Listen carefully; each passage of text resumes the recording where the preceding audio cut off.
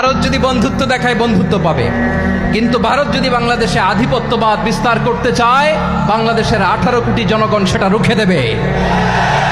ভারত যদি গৌর গোবিন্দের ভূমিকায় নামতে চায়, দেশের 18 কোটি মুসলমান শাহজালালের ভূমিকায় নামবে।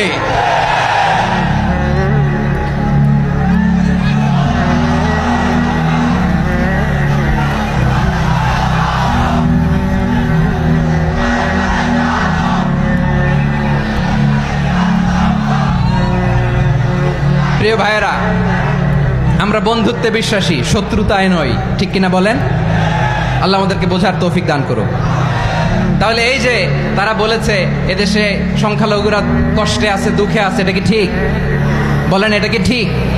না, তারা ডিস ইনফরমেশন শেয়ার করেছে, এটা ঠিক নয়।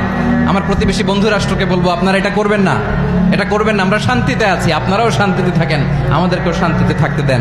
এই যে চিটা